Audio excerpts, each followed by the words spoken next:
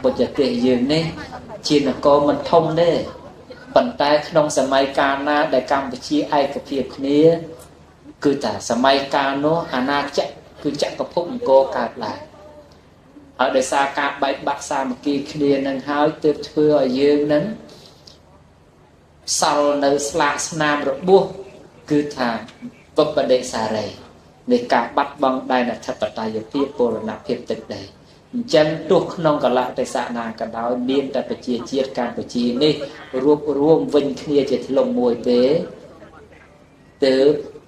ជាសម័យកាលដែលប្រទេសជាតិយើងរុងរឿងតែបានអញ្ចឹងបច្ចុប្បន្ននេះយើងមិនចាញ់គេទេយើងមានមុខមានមាត់ស្មើនឹងគេដែរគ្រាន់តែថាយើងត្រូវតែប្រឹងបន្តទៀតប្រឹងរក្សាសាមគ្គីភាពឯកភាពគ្នានេះបន្តទៅទៀតយើងទើបតែទទួលឯកភាពគ្នាជាង20ឆ្នាំទេរាប់ពី98មកអញ្ចឹងការដែលឯកភាពគ្នាត្រឹមតែជាង20ឆ្នាំរហូតដល់ប្រទេសគេឯកភាពគ្នាជាង100ឆ្នាំគេភ័យដល់តែគេភ័យទៅគេខ្លាចយើងនឹងវាខ្ពង់ខ្ពស់ដុំដដែលជាងគេទៅគេចេះតែរករឿងឲ្យអាតឲ្យក្តៅឲ្យកាហាយហ្នឹងយើងឯកភាពគ្នាត្រឹមតែជាង20ឆ្នាំផងបើយើងបន្តឯកភាពគ្នាឲ្យបានតែ30ឆ្នាំទៀតគឺថាស្រុកខ្មែរយើងនេះអត់ខ្វះទេព្រោះយើងមានសពមានគ្រប់មានភ្នំមានស្ទឹងមានបឹងមានទន្លេមានរ៉ែមានសពមានគ្រប់ហើយអត់មានងាយជួបគ្រោះរាំងស្ងួតគ្រោះទឹកជំនន់ខ្យល់ព្យុះបំភ្លេចបំផ្លាញអីគឺមិនងាយទេប្រទេសកម្ពុជាយើងអញ្ចឹងសូមឲ្យរក្សាឯកភាពជាតិគ្នានេះឯកភាពគ្នានេះឲ្យបានបន្តទៅទៀតដើម្បីរក្សានៅតម្លៃនៃអត្តសញ្ញាណរបស់ជនជាតិយើងហើយដើម្បីតបស្នងសំគុណដល់វីរៈបុរសដែលបានពលីទាំងពីប្រសិទ្ធព្រះមហាក្សត្រមេតបពញាតវង្សវីរៈកងទ័ពវីរៈនគរបាលដែលពលីនេះសុខចិត្តយកខ្លួនទៅពាំងរាំងគ្រាប់កំភ្លើងដើម្បីរក្សាដែនដីដល់ពិសិដ្ឋនេះឲ្យយើងរស់នៅអ្វីដែលគាត់ចង់បានសង្ឃឹមនោះគឺថាយើងដែលសល់មកប៉ុណ្ណេះគឺរស់នៅឲ្យល្អប្រសើររួបរวมសាមគ្គីគ្នាអញ្ចឹងអ្នកស្លាប់ក៏បិទភ្នែកទៅជាតិដែរហើយដីគេបានប្រពធ្វើពិធីបាំងសកលដើម្បីឧទ្ទិសដល់មហាកុសលនេះជូនដល់វីរៈកងទ័ពវីរៈនគរបាលជាតិដែលបានពលីក្នុងសមរភូមិការផ្ទុះអាវុធគ្នាតាមបណ្ដោយព្រំដែនកម្ពុជាថៃកន្លងមកនេះក៏ដូចជាពុពវីរៈកងទ័ពដែលបានពុះអ្នកណាថាកតញ្ញូចំពោះជាតិនេះគឺសំដៅយកអ្នកដែលស្គាល់នៅគុណប្រយោជន៍របស់ផែនដីហើយរក្សាផែនដីដោយអបាយដោយវិសេសនេះគេហៅថាជាកតញ្ញូចំពោះជាតិគឺយើងមិនថ្មីត្បិតថាមិនមានលទ្ធភាពបានទៅកាន់អាវុធដើម្បីរក្សាការពារតទល់ជាមួយនឹងបច្ឆាមិត្តឯណាទេប៉ុន្តែយើងទាំងអស់គ្នាបានកាន់យកនៅការដឹងគុណរបស់អ្នកដែលបានពលីក្នុងការតស៊ូនោះហើយហេតុយ៉ាងនេះឈ្មោះថាជាមនុស្សដ៏ដឹងនៅកតញ្ញូហើយធ្វើចំពោះគុណនឹងតបនៅគុណនឹងចំពោះវីរៈជននឹងដែលបានពលីនឹងហេតុយ៉ាងនេះជាមនុស្សកតញ្ញូជាមនុស្សដ៏ពិសេសដោយបុរាណដែលលោកដំណើរថាយើងទាំងអស់គ្នាជាសរសៃឈាមជាកោសិការបស់ជាតិអញ្ចឹងសរសៃឈាមកោសិកានេះបំពេញមុខនាទីតាមផ្នែករបស់ខ្លួនឆ្អឹងមានតួនាទីជាទីលំនឹងនៃរាងកាយស្បែកមានតួនាទីគ្របដណ្ដប់ពាសនៅសាច់មិញរោមកញ្ចក់មានតួនាទីលំអនៃសរីរៈរាងកាយនឹងឲ្យតាំងនៅអញ្ចឹងក្នុងនាមយើងជាប្រជាពលរដ្ឋនេះយើងធ្វើការតាមតួនាទីក្នុងការតបស្នងសងគុណដល់ផែនដីគឺជាតិរបស់យើងវីរៈកងទ័ពនគរបាលលោកជាកងកម្លាំងប្រដាប់អាវុធបាន យកនៅអាយុជីវិតទៅពីទៅរាំងដើម្បីរក្សាការពារផែនដីក៏ដូចជាប្រជាពលរដ្ឋនៅក្នុងប្រទេសចំណែកប្រជាពលរដ្ឋនៅក្នុងប្រទេសនេះកាន់យកនៅស្បៀងអាហារនៅការដឹងគុណដើម្បីទំនុកបំរុងដល់អ្នកដែលនៅជួរមុខបើទោះតែគាត់បានពលីទៅហើយក្តីនោះក៏ធ្វើនៅការដឹងគុណគឺប្រពនៅបុណ្យកុសលនេះជូនចំពោះអ្នកដែលបានពលីនេះពាក្យគេនិយាយសពថ្ងៃថាកងទ័ពលីក្របពលរដ្ឋលីស្បៀងអញ្ចឹងគឺស្បៀងនេះមិនមែនត្រឹមតែស្បៀងក្នុងបច្ចុប្បន្នទេគឺក្នុងថ្ងៃនេះលោកទាវនៅអុកញ៉ាឯកឧត្តមអភិសន្តិបណ្ឌិតព្រមទាំងលោកទាវលោកប្រុសលោកស្រីទាំងអស់កាន់យកនៅស្បៀងក្នុងបរិលោកនឹងតែឲ្យដល់វីរៈកងទ័ពដែលបានពលីទៅទៀតក្រែងលោវិបាកបដិសន្ធិដែលបានលះបង់ជីវិតក្នុងភ្លើងសង្គ្រាមនោះញ៉ាំងវិបាកបដិសន្ធិរបស់វីរៈកងទ័ពឲ្យកើតក្នុងទីពម្រាបស្មើដោយកម្មឯណានីមួយនោះទើបធ្វើកម្មជាបច្ច័យគឺកុសលកម្មក្នុងទីនេះឲ្យទៅជួយសណ្ដោងយោងនៅវីរៈកងទ័ពដែលបានពលីវីរៈនគរបាលដែលបានពលីនោះឲ្យបានទៅកើតក្នុងសុគតិភពអញ្ចឹងទាំងអស់នេះសិតតែជាកម្លាំងញើសឈាមរបស់យើងទាំងអស់គ្នាក្នុងការបំពេញតួនាទីជាអ្នកដឹងគុណចំពោះផែនដីចំពោះប្រទេសបើយើងប្រៀបធៀបទៅប្រទេសយើងមិនធំទេសម្រាប់សកលលោកប៉ុន្តែក៏មិនចង្អៀតពេកដែរសម្រាប់ប្រជាជនយើងរកដីយើងមួយសែនជាងនឹងគឺមានប្រជាពលរដ្ឋតែ17លាននាក់ទេអញ្ចឹងគឺថាមិនទាន់ចង្អៀតដីនឹងទេ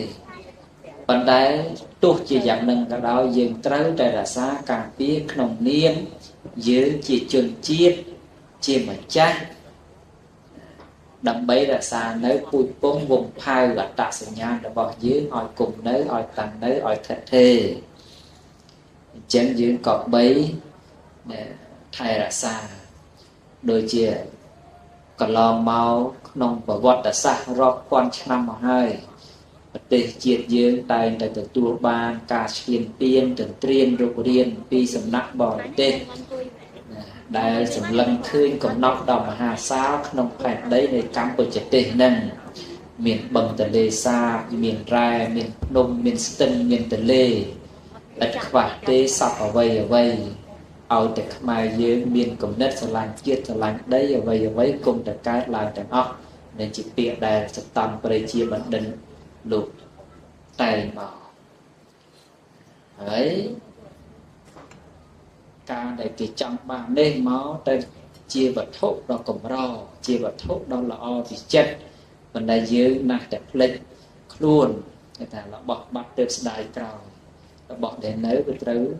ចេះតែភ្លេចនងគ្នាថាដោយជាបច្ចុប្បន្ននេះអញ្ចឹងការដែលបន្ទុះសារាយរបស់បរទេសនេះម្នាក់ពោពេញដោយកំហឹងណាប៉ុន្តែកំហឹងក្នុងទីនេះមិនត្រូវសងសឹកដោយការបន្ទុះសារាយតទេវារកទីបំផុតមិនឃើញត្រូវតែសងសឹកដោយការរស់នៅឲ្យល្អប្រសើរព្រមមានតែការរស់នៅឲ្យល្អប្រសើរទេ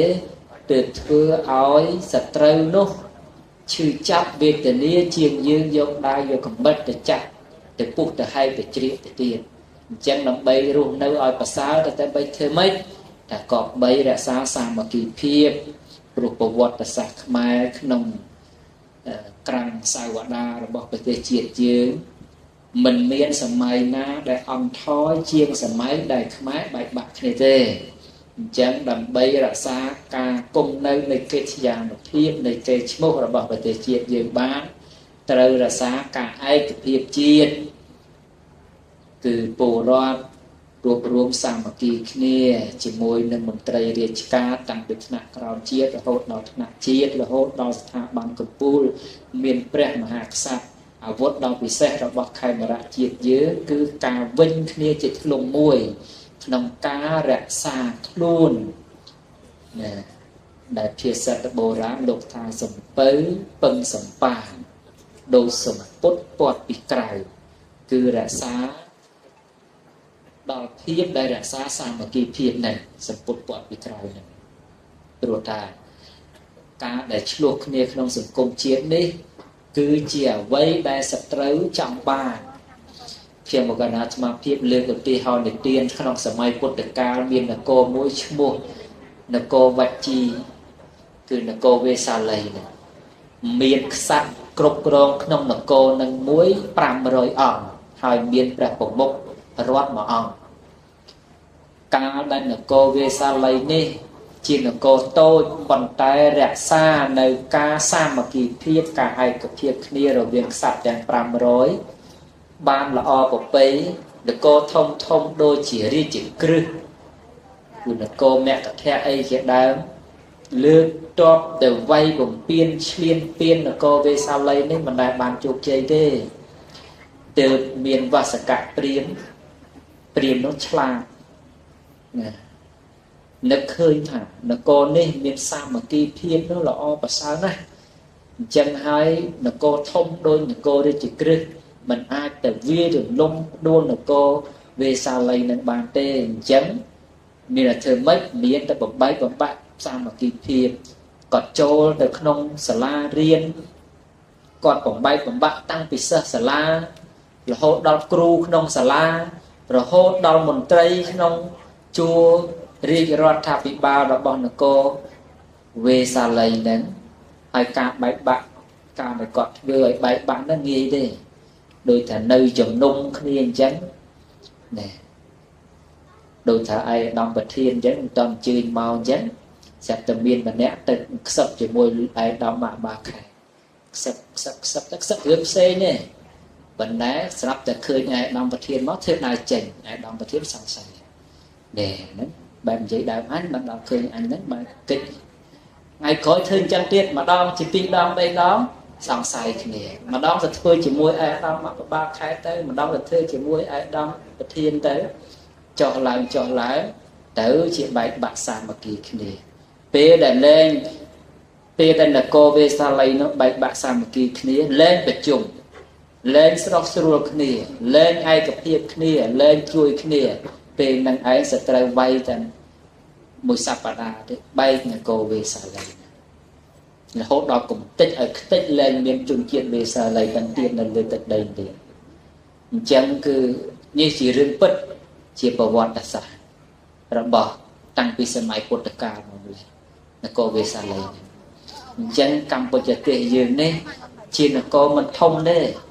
ប៉ុន្តែក្នុងសម័យកាលណាដែលកម្ពុជាឯកភាពគ្នាគឺថាសម័យកាលនោះអាណាចក្រគឺចក្រភពនគរកើតឡើងហើយដោយសារការបែកបាក់សាមគ្គីគ្នានឹងហើយទើបធ្វើឲ្យយើងនឹងសល់នៅស្លាកស្នាមរបួសគឺថាវិបដិសារីនៃការបាត់បង់ដែនអធិបតេយ្យភាពពលនភាពទឹកដីអញ្ចឹងទោះក្នុងកលៈទេសៈណាក៏ដោយមានតែប្រជាជាតិកម្ពុជានេះរួបរួមវិញគ្នាជាធ្លុងមួយទេទើបជាសម័យកាលដែលប្រទេសជាតិយើងរុងរឿងតែបានអញ្ចឹងបច្ចុប្បន្ននេះយើងមិនចាញ់គេទេយើងមានមុខមានមាត់ស្មើនឹងគេដែរគ្រាន់តែថាយើងត្រូវតែប្រឹងបន្តទៀតប្រឹងរក្សាសាមគ្គីភាពឯកភាពគ្នានេះបន្តទៅទៀតយើងទើបតែទទួលឯកភាពគ្នាជាង20ឆ្នាំទេរាប់ពី98មកអញ្ចឹងការដែលឯកភាពគ្នាត្រឹមតែជាង20ឆ្នាំរហូតដល់ប្រទេសគេឯកភាពគ្នាជាង100ឆ្នាំគេភ័យដល់តែគេភ័យទៅគេខ្លាចយើងនឹងវាខ្ពង់ខ្ពស់ដុំដដែលជាងគេទៅគេចេះតែរករឿងឲ្យអាតឲ្យក្តៅឲ្យកាហាយហ្នឹងយើងឯកភាពគ្នាត្រឹមតែជាង20ឆ្នាំផងបើយើងបន្តឯកភាពគ្នាឲ្យបានតែ30ឆ្នាំទៀតគឺថាស្រុកខ្មែរយើងនេះអត់ខ្វះទេព្រោះយើងមានសពមានគ្រប់មានភ្នំមានស្ទឹងមានបឹងមានទន្លេមានរ៉ែមានសពមានគ្រប់ហើយអត់មានងាយជួបគ្រោះរាំងស្ងួតគ្រោះទឹកជំនន់ខ្យល់ព្យុះបំភ្លេចបំផ្លាញអីគឺមិនងាយទេប្រទេសកម្ពុជាយើងអញ្ចឹងសូមឲ្យរក្សាឯកភាពជាតិគ្នានេះឯកភាពគ្នានេះឲ្យបានបន្តទៅទៀតដើម្បីរក្សានៅតម្លៃ នៃអត្តសញ្ញាណរបស់ជនជាតិយើងហើយដើម្បីតបស្នងសំគុណដល់វីរៈបុរសដែលបានពលីទាំងពីប្រសិទ្ធព្រះមហាក្សត្រមេតបពញាតវង្សវីរៈកងទ័ពវីរៈនគរបាលដែលពលីនេះសុខចិត្តយកខ្លួនទៅពាំងរាំងគ្រាប់កំភ្លើងដើម្បីរក្សាដែនដីដល់ពិសិដ្ឋនេះឲ្យយើងរស់នៅអ្វីដែលគាត់ចង់បានសង្ឃឹមនោះគឺថាយើងដែលសល់មកប៉ុណ្ណេះគឺរស់នៅឲ្យល្អប្រសើររួបរวมសាមគ្គីគ្នាអញ្ចឹងអ្នកស្លាប់ក៏បិទគ្នាទៅជាដែរប៉ុន្តែបើការដែលលះបង់ជីវិតហើយបន្សល់មកវិញនៅការបែកបាក់ប្រេះស្រាំវាបងសាមគ្គីភាពនេះចោលនោះការស្លាប់នោះមិនអស់ចិត្តទេបិទភ្នែកមិនចិត្តទេហើយអ្នកដែលពលីជីវិតក្នុងភ្លើងសង្គ្រាមដើម្បីរក្សាដីមកដុកទឹកមកដុកទឹកមកធ្លុកនេះគឺថាគ្រប់គ្នាសឹកតែប្រាថ្នាឲ្យជាតិយើងបានសុខទាំងអស់អត់មានចង់ឃើញការបែកបាក់ប្រេះស្រាំគ្នាទេហើយប្រវត្តិសាស្ត្រនេះច្រំដែលរហូតប៉ុន្តែយើងណាស់តែគេហៅថាមិនប៉ះមិនឈឺមិនប៉ះមិនឈឺឥឡូវយើងជួបហើយយើងធ្លាប់តែឮសម័យលំវែកនាំគ្នាវាយរឹបអូសណែកំពីក្បួនច្បាប់វត្តអារាមអីហ្នឹងគឺថាយើងលឺតែក្នុងពងសាវតាទេឥឡូវយើងឃើញយើងតន់ហើយប៉ុន្តែយើងបង្កើតកំហឹងរបស់យើងនេះមិនមែនតែសំសឹកវាដកច្រំធាក់អីទេគឺថាការរស់នៅឲ្យប្រសើរជាងគេធ្វើខ្លួនឲ្យសាមគ្គីគ្នាធ្វើខ្លួនឲ្យមានចំណេះដឹងធ្វើខ្លួនឲ្យជាប្រយោជន៍ដល់សង្គមជាតិវាចាធ្វើខ្លួនឲ្យជាបរិយារបស់សង្គមអញ្ចឹងប៉ុណ្ណឹងគឺថាយើងប្រសើរហើយខ្ញុំក៏ណាត់មកភាពមិនមានអីវែងឆ្ងាយទេប្រគេនប្រកបតាមគុណម្ចាស់ឯកដំលំទាលក្នុងវេលាកាលនេះក៏ប៉ុណ្ណឹងគឺជាចុងបញ្ចប់សូមឲ្យយើងប្រកាន់យកនៅពុទ្ធដីកាដែលព្រះអង្គលោកសម្ដែងទុកថាសាមគ្គីណាតបោសុខោសេចក្តីសាមគ្គីនាំមកនៅសេចក្តីសុខមិនថាគ្រួសារមិនថាសង្គមជាតិហើយសូមឲ្យរស់នៅដោយសេចក្តីមិនប្រមាទសេចក្តីមិនប្រមាទនេះគឺមិនធ្វេសប្រហែសនឹងឯងមិនធ្វេសប្រហែសក្នុងការរៀនសូត្រមិនធ្វេសប្រហែសក្នុងការអភិវឌ្ឍខ្លួនឯងបន្ទាប់ពីអភិវឌ្ឍខ្លួនឯងទៅបានទៅអភិវឌ្ឍគ្រួសារបានអភិវឌ្ឍគ្រួសារបានទៅអភិវឌ្ឍសង្គមជាតិបានអញ្ចឹងគឺថារស់នៅដោយសេចក្តីមិនប្រមាទគឺសេចក្តីមិនធ្វេសប្រហែសក្នុងកិច្ចការទាំងអស់ដើម្បីជាប្រយោជន៍ដើម្បីជាសេចក្តីសុខដើម្បីជាសេចក្តីចម្រើនអស់កលជាអង្វែងតរៀនទៅนะโมตัสสะ